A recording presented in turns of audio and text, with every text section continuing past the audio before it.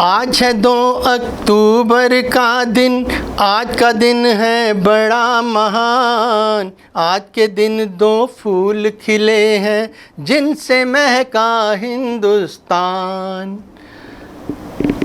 BVM खबर 24 के सभी दर्शकों का हार्दिक अभिनंदन है। दर्शकों, 2 अक्टूबर आप जानते हैं कि 2 फूल जो हम जिक्र कर रहे हैं, आज के दिन 2 फूल खिले हैं। गांधी जी का तो जन्मदिन है ही, साथ में लाल बहादुर शास्त्री उनका भी जन्मदिन है। लाल बहादुर शास्त्री जो 1904 में पैदा हुए और मुगल सराय में उनकी आज 2 अक्टूबर को 119वीं जयंती है।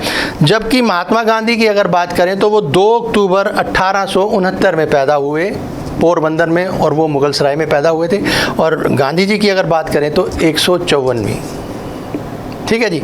तो 154वीं जयंती पर और गांधी जी की और 119वीं जयंती पर लाल बहादुर शास्त्री जी की, दोनों को शत शत नमन। और ये जिस गीत के मैंने जो पंक्तियाँ आगे गाई या गुनगुनाई, कह लो गाई तो नहीं, गुनगुनाई हैं, ये गीत लिखा था गुलशन बाबरा ने, जिन्होंने मेरे देश की धरती सोना उगले उगले हीरे मोती, उन्होंने लिखा था ये गीत। और फिल्म थी परिवार 1956 में, यानी आप यकीन माने मेरा जन्म 1957 का है, मेरे जन्म से भी 1 साल पहले की वो पुरानी फिल्म है। और तब ये गीत लिखा गया था और बड़ा मशहूर गीत था। हम छोटे थे तो बहुत से आयोजन जब होते थे तो ये गीत हम सुना करते थे। तो हम इन विभूतियों को इनके जयंती पर या इनके पुण्यतिथि पर क्यों याद करते हैं, वो सबसे बड़ी बात है।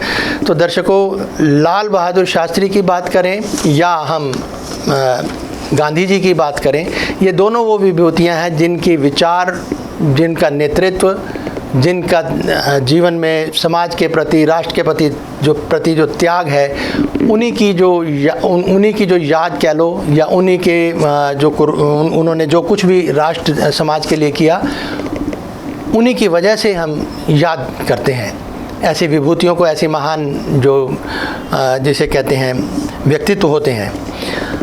गांधी जी जो थे, इनका महात्मा गांधी का हिंद स्वराज जो है क्या कहता था, वो कहता था गुलाम भारत में संप्रभुता एवं स्वावलंबन के सूत्रों की खोज। ये हिंद स्वराज में उन्होंने ये कहा था कि भारत जो गुलाम है उसमें हमने अपनी संप्रभुता, हम लिखते हैं ना जो सॉवरेनिटी की बात करते हैं, संप्रभुता और स्वावलंबन, हम अपने आप को किस तरह से स्वावलंबी बना सकते हैं, इन सूत्रों की हमने खोज करनी है। तो ये एक सपना था उनका और उन्होंने भरसक प्रयास किया कि ऐसा हो। कितना हो पाया, कितना नहीं हो पाया, ये अलग बात है। अब अलग अलग ओपिनियन है लोगों की, कोई इनको देवता मानता है और कोई देखते ही हैं आप किस तरह से इनके पुतले के सामने खड़ा करके गोली मार दी जाती है, वो भी चल रहा है। हिंद स्वराज की प्रस्तावना में गांधी जी ने स्वयं लिखा है कि व्यक्तिशः उनका सारा प्रयत्न हिंद स्वराज में बताए हुए आध्यात्मिक स्वराज की स्थापना करने के लिए आंदोलन चलाया। कांग्रेस के जैसे राजनीतिक राष्ट्रीय संस्था का मार्गदर्शन किया। वह उनकी प्रवृत्ति पार्लियामेंट्री स्वराज के लिए ही थी। जिस तरह के आदर्श का गांधी जी ने अपने किताब हिंद स्वराज में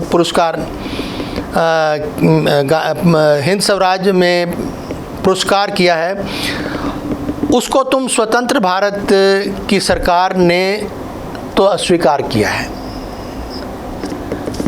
कुल मिला के ये है कि जो गांधी जी ने लिखना चाहा या जो कहना चाहा उनके विचारों को, तो उनका तो यूँ समय विरोध हो गया। गांधी जी 2 मुख्यतः जाने जाते हैं, यानी अहिंसा और सत्य के लिए। ये उनके जीवन का सिद्धांत था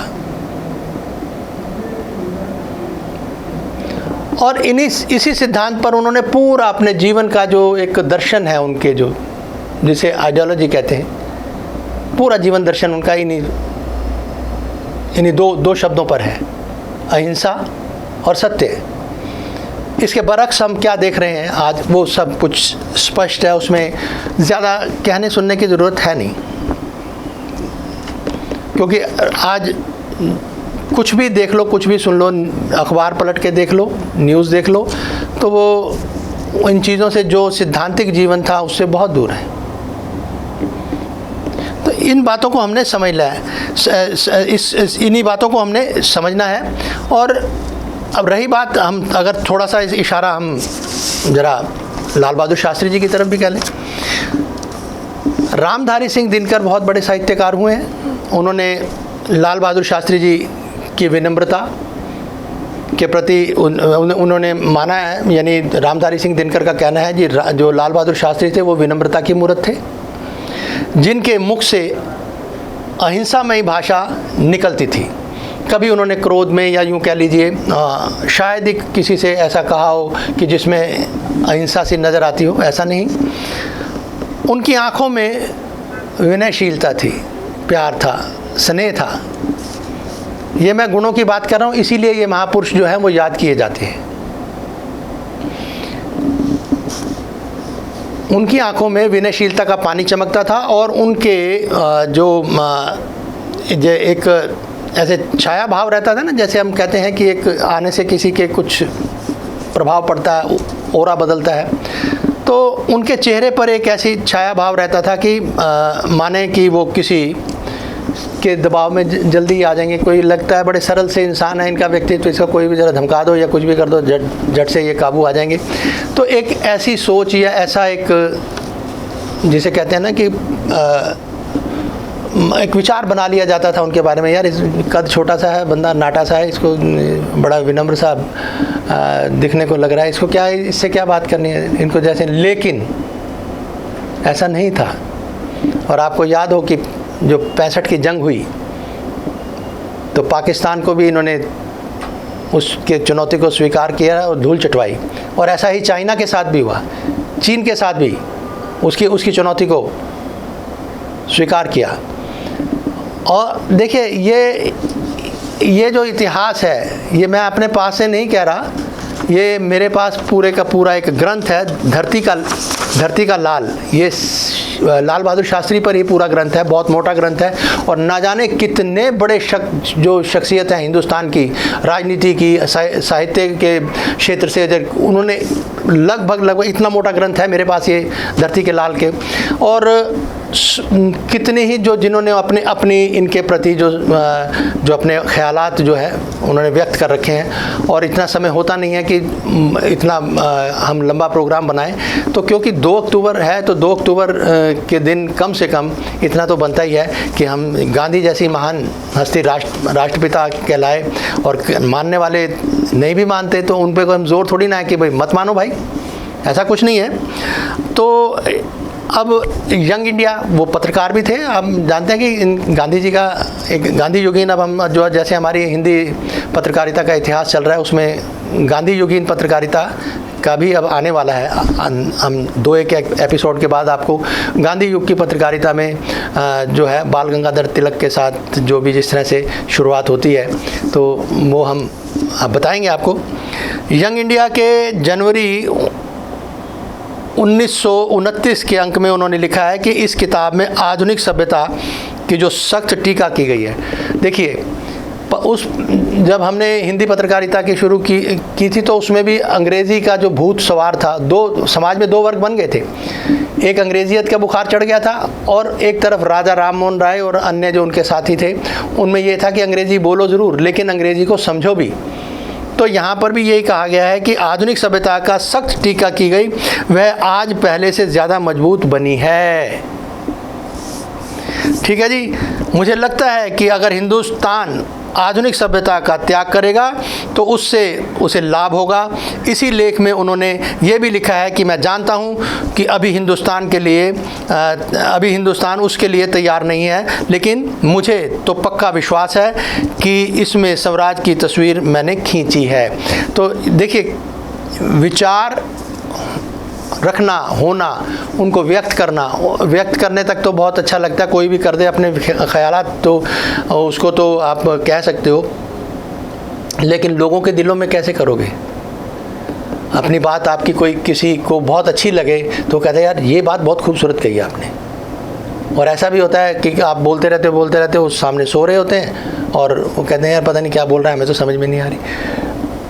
तो ये एक बात समझिए कि बहुत बड़ा त्याग उन लोगों का रहा है, चाहे उन पत्रकारों का कहें जो आज़ादी से पूर्व लड़ाई थी, सीधी जंग, कलम के साथ उन्होंने जंग की है। उन जो जिसे कहते हैं कि जो प्रशासनिक जो खामियां थी या जो भी नीतियां थी उनके विरुद्ध उन्होंने आवाज़ उठाई। समाज के जो कुरीतियां थी, राजा राम मोहन राय जी ने सती प्रथा के खिलाफ आवाज़ उठाई। तो गांधी जी भी सभ्यता, जो आधुनिक सभ्यता है, उसके उन्होंने मुखालफत करी है। कि ये भी साथ में वो लिख रहे हैं कि अभी हिंदुस्तान उसके लिए तैयार नहीं है। और ये ऐसे विचार थे, ऐसे विचारों को हिंदुस्तान होना कैसे चाहिए, यानी हमारा देश होना कैसे चाहिए था आज़ादी के बाद। आज़ादी लेना तो बहुत आसान है, मतलब आसान का मतलब मैं ये कह रहा हूँ कि घर में लोग कहते हैं मुझे फ्री छोड़ दो, खाली छोड़ दो।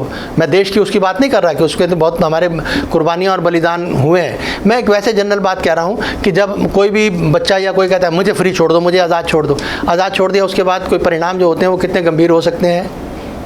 एक छोटे से दायरे की बात कर रहा हूँ मैं। तो इस तरह से जब देश आज़ाद होना था और उसके लिए जो संघर्ष चल रहा था, तो ऐसी विभूतियों ने अपना दृढ़ता दिखाई। मैं लाल बहादुर शास्त्री की भी बात कर रहा हूँ कि उन्होंने अपने एक छोटे से दिखने में, चाहे उनका कद कितना भी हो, लेकिन सोच का कद जो था उनका वो बहुत ऊंचा था। इसी प्रकार गांधी जी की काठी अगर देखें तो वो सिंगल पसली के नज़र आते थे, लेकिन उनकी हिम्मत, खुद पर कष्ट सहने की, ये बड़ी अलग बात है। असली जो ऊर्जा है, असली जो शक्ति है, वो वैचारिक होती है।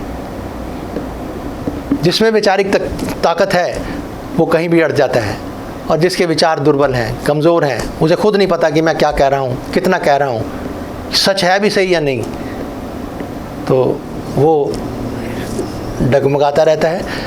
तो बहरहाल मैं आपसे इतना ही कहना चाहूँगा कि आज 2 अक्टूबर है, तो 2 अक्टूबर के दिन हम उन 2 विभूतियों को अपने शाब्दिक ही उद्गार व्यक्त कर सकते हैं।